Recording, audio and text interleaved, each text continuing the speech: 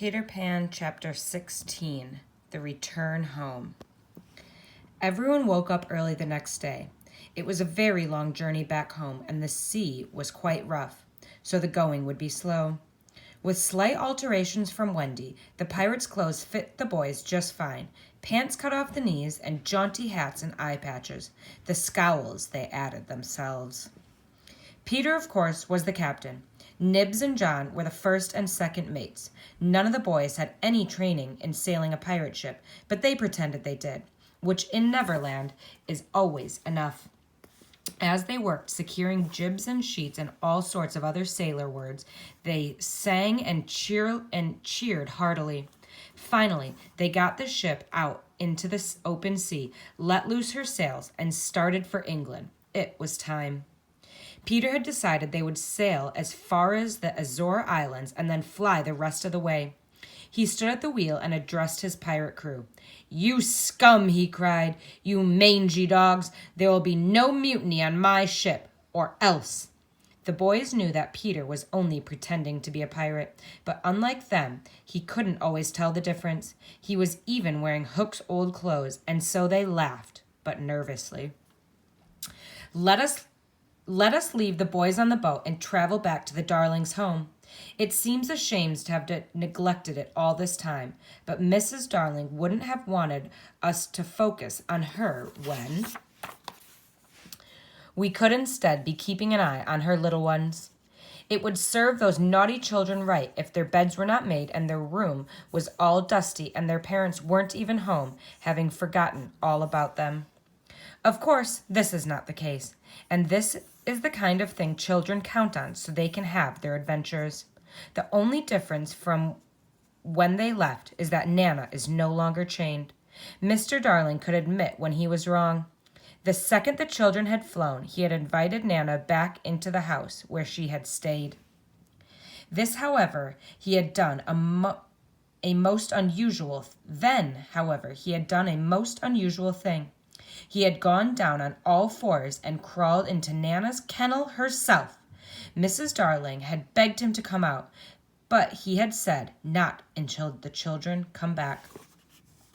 Every morning the kennel was carried with Mr. Darling in it to the office, then back again at night. "This is my punishment, and it's proper," he thought. Given how much he cared about what other people thought of him, it was a hard punishment indeed.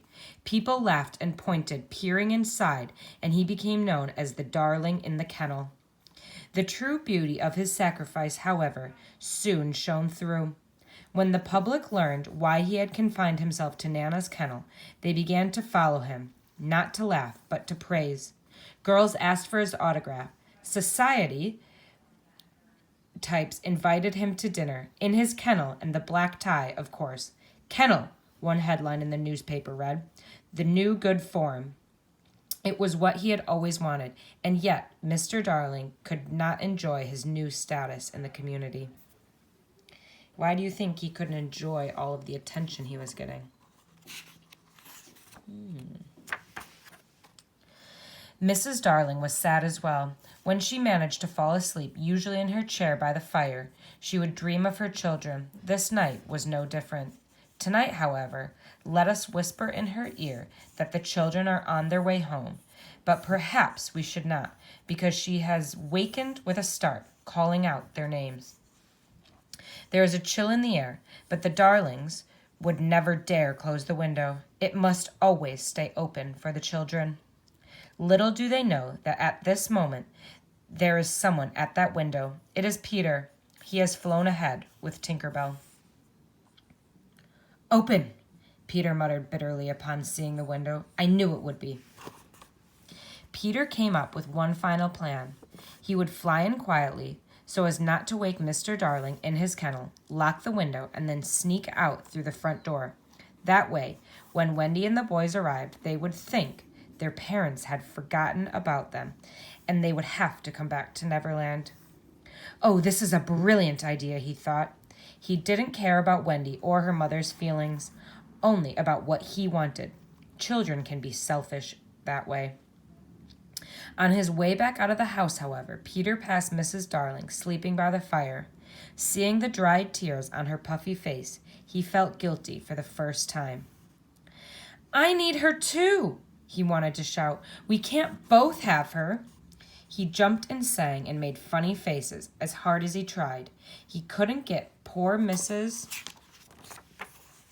Darling's tears out of his head. Maybe he was growing up after all. The thought enraged him. Oh, fine, he huffed. Come on, Tink. They unbarred the window and flew away. Moments later, the children found the house and the window open. They landed softly on their old bedroom floor. Michael didn't even recognize the place.